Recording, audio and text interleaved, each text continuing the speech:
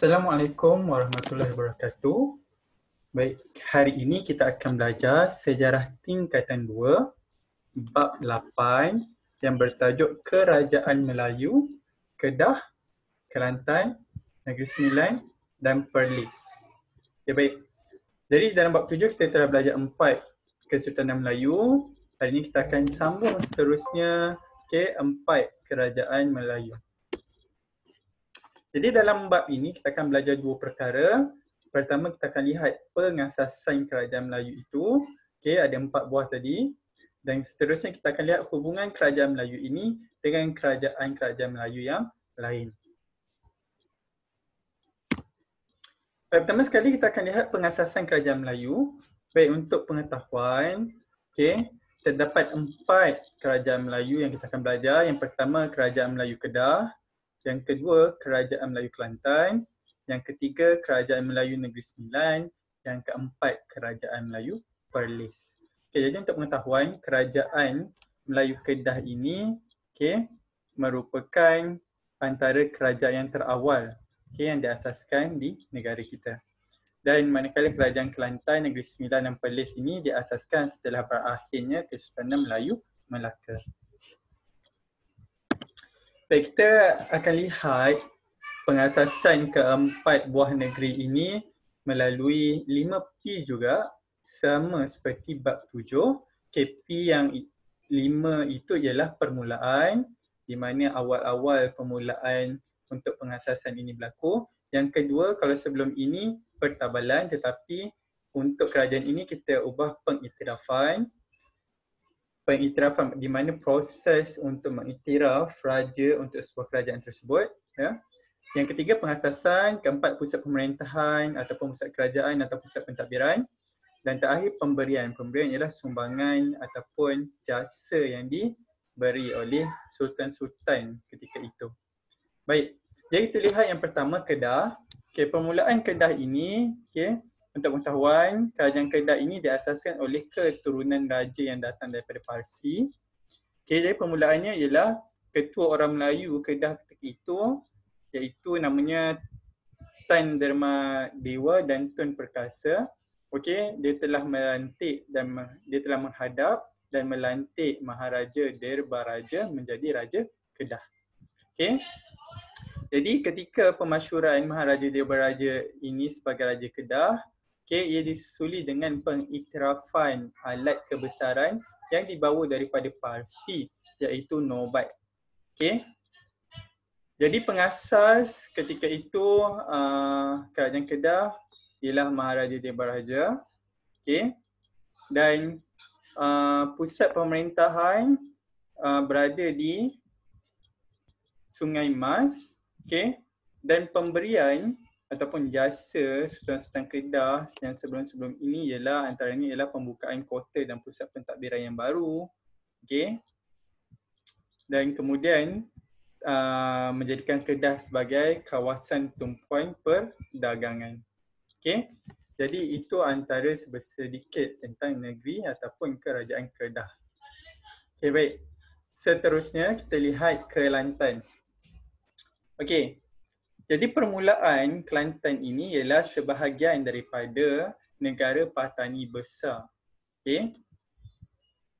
Dan selepas kemangkatan pemerintah Petani Besar, iaitu Raja Bahar, Kelantan telah berpecah dua, iaitu Kelantan Barat dan Kelantan Timur. Baik, jadi berlaku proses pengiktirafan raja ataupun pengasas ketika itu berlaku apabila Long Yunus berjaya menyatukan dua wilayah Kelantan, iaitu Kelantan Barat dan Timur, dan beliau telah mendapat pengiktirafan daripada Sultan Terengganu sebagai untuk menjadi ketika itu untuk menaiki tahta dengan gelaran yang di-Pertuan Kelantan. Jadi boleh kita katakan pengasas Kelantan ialah Long Yunus. Jadi pusat pemerintahan ketika itu ialah di Kota Galoh, yang berada di timur tebing Sungai Kelantan, dan sumbangan-sumbangan sultan sebelum ini ialah antaranya Sultan Muhammad II, dia telah mengasaskan Kota Baru, telah membina Istana Balai Besar dan telah memperkenalkan undang-undang syarak. Okey, jadi itu serba sedikit tentang Kerajaan Kelantan. Baik, seterusnya kita lihat Kerajaan Melayu Negeri Sembilan. Jadi, Kerajaan Melayu Negeri Sembilan ini sebenarnya mempunyai perkaitan dengan Kesultanan Johor Riau, di mana Negeri Sembilan asalnya merupakan naungan Kesultanan Johor Riau. Okay. Namun sejak abad ke-15, okay, masyarakat Minangkabau yang berasal dari Sumatera telah merantau dan mendiami Negeri Sembilan. Maka pada tahun 1770, okay, 4 penghulu luak iaitu penghulu Sungai Ujong, Luak Jelebu, Johor dan Rembau telah menghantar utusan untuk menjemput anak Raja Minangkabau di Sumatera bagi dirajakan di Negeri Sembilan. Okay, jadi itu ialah proses untuk mengiktiraf raja di Negeri Sembilan. Okay, baik. Jadi ketika itu Raja Minangkabau telah bersetuju untuk mengutus Raja Malewa, okay, sebagai pemerintah di Negeri Sembilan. Okay, jadi pemerintah ketika itu ataupun pengasas ketika itu ialah Raja Malewa. Okay, jadi pusat pemerintahannya berpusat di Seri Menanti. Okay. Dan sekali pemberian, okay, pemerintah ketika itu iaitu Yang Tuan Antah, antara pemerintah yang termasyhur. Apa yang dilakukan, dia telah menjamin keamanan negeri dan telah meluaskan hubungan perdagangan Negeri Sembilan. Okay. Jadi itu Negeri Sembilan. Dan akhir sekali kita lihat Kerajaan Perlis. Okay. Jadi Kerajaan Perlis permulaannya ialah sebahagian wilayah Perlis ini merupakan sebahagian daripada wilayah Kedah dan kemudian ia berada di bawah pengaruh Siam. Okay. Dan apabila berada di bawah pengaruh Siam ketika itu, Kedah telah dipecahkan kepada 4 unit pentadbiran iaitu Setul, Perlis, Kubang Pasu dan Kedah. Okay, jadi proses pengiktirafan raja ketika itu, okay, apabila Kedah, okay, wilayah Kedah, okay.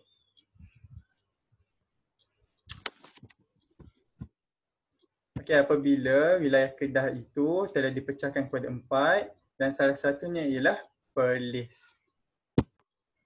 Okay, baik. Jadi pengiktirafan ataupun proses pengiktirafan raja ketika itu ialah apabila Perlis ditadbir oleh Syed Hussein Jamalullah. Okay. Dan pada ketika itu Raja Siam, okay, telah mengiktiraf Syed Hussein Jamalullah sebagai pemerintah negeri Perlis dengan gelaran Pia Songkram Meramu Wicit Milis Asmara Pia Perlis. Okay, yang ini boleh rujuk dalam buku teks. Okay. Dan pusat pemerintahan ketika itu berada di Rau. Okay. Dan antara pemberian, okay, Sultan-Sultan ketika itu, iaitu ketika itu masih digelar Sultan Kedah lah kerana Perlis berada di bawah Kedah. Okay. Jadi antaranya ialah Sultan Diauddin Mukarram Shah II, okay, telah membina dan membangunkan Kota Kayang II. Okay, telah juga ada Sultan lain iaitu Sultan Diauddin Mukarram Shah I telah mengasas dan membina Kota Kayang, okay. Dan seterusnya ada juga yang membina Kota Sena. Okay, baik. Jadi itu serba sedikit tentang Kerajaan Melayu Perlis. Baik, seterusnya kita lihat pula hubungan Kerajaan Melayu dengan negeri-negeri dan kerajaan Melayu yang lain. Baik, dalam hubungan ini terdapat 2 hubungan iaitu hubungan diplomatik serta hubungan perdagangan. Tapi sebelum kita pergi lebih lanjut tentang hubungan tersebut, kita lihat dahulu asas hubungan di mana permulaan hubungan itu berlaku. Okey, yang pertama sekali kita lihat tujuan. Baik, tujuan hubungan-hubungan ini diadakan adalah untuk memperkukuhkan kedaulatan. Yang kedua untuk pengiktirafan kedaulatan. Yang ketiga untuk kemakmuran negeri. Okay. Jadi antara asas hubungan tersebut ialah yang pertama, keserumpunan.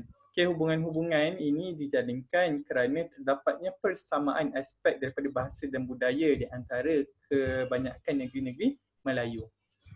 Jadi ini telah memudahkan interaksi mereka. Dan setiap kerajaan mempunyai sifat toleransi di mana dapat menerima budaya kerajaan lain. Jadi hubungan diplomatik dan hubungan perdagangan berjaya dilaksanakan kerana adanya keserumpunan. Baik, yang kedua ialah faktor geografi, di mana negeri-negeri ini bersempadan dan berjiranan dan setiap negeri mempunyai hasil sumber alam yang tersendiri dan di antara negeri terdapatnya sungai yang menjadi laluan perhubungan dan terdapat juga pembentukan pelabuhan yang memudahkan hubungan di antara negeri-negeri tersebut, terutamanya hubungan perdagangan. Dan sekali ialah faktor agama. Jadi hubungan-hubungan ini berlaku apabila melalui penerimaan Islam oleh pemerintah. Dan terdapatnya peranan ulama dan kebanyakan negeri-negeri ini mereka berkongsi institusi pendidikan agama dengan menerusi kehadiran penuntut daripada pelbagai wilayah. Jadi wujudnya hubungan di situ, hubungan keagamaan, hubungan perdagangan dan hubungan diplomatik. Baik, jadi kita teruskan dengan dua hubungan tersebut, hubungan diplomatik dan hubungan perdagangan. Baik, hubungan diplomatik, seperti yang kita tahu, hubungan diplomatik ini ialah hubungan di antara dua kerajaan dari sudut politik. Jadi hubungan diplomatik ini dijalinkan menerusi cara-cara seperti hubungan diplomatik ini dijalinkan melalui 3 cara. Yang pertama pengiktirafan, yang kedua pertahanan, dan ketiga melalui perkahwinan. Jadi melalui cara pengiktirafan, hubungan diplomatik ini dijalinkan dengan bertujuan untuk mengabsahkan Sultan sebagai pemerintah. Jadi untuk mengiktiraf Sultan sebagai pemerintah. Sebagai contoh, Sultan Mahmud Shah daripada Kesultanan Melayu Melaka telah mengiktiraf kerajaan Kedah sebagai kerajaan yang berdaulat. Yang seterusnya ialah melalui cara pertahanan. Jadi pertahanan ini adalah tujuannya untuk mengekalkan kedaulatan sebuah kerajaan daripada campur tangan luar. Sebagai contoh, Long Yunus mendapat bantuan ketenteraan daripada kerajaan Terengganu dan kerajaan Reman di Hulu Perak dalam usaha menyatukan Kelantan. Dan akhir sekali, hubungan diplomatik ini juga terjalin melalui perkahwinan. Di mana perkahwinan diraja antara sesebuah kerajaan merupakan amalan tradisi kerajaan negeri-negeri Melayu. Jadi perkahwinan ini mengukuhkan hubungan dan menjamin kedaulatan. Sebagai contoh, Onang Kening, puteri Kelantan berkahwin dengan Sultan Mahmud Shah daripada Kesultanan Melayu Melaka. Dan melalui perkahwinan tersebut, mereka telah melahirkan Raja Muzaffar, iaitu Sultan Perak yang pertama. Baik.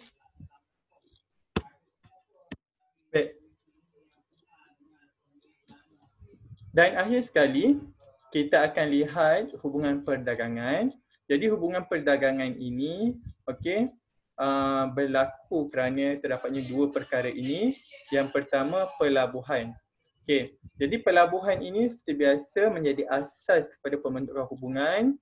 Sebagai contoh, Kedah mempunyai pangkalan Lembah Bujang salah satunya, dan ketika itu berlakunya Sultan Muhammad Jiwa telah membenarkan penggunaan wang Kedah di pelabuhan. Yang kedua, ada Kelantan.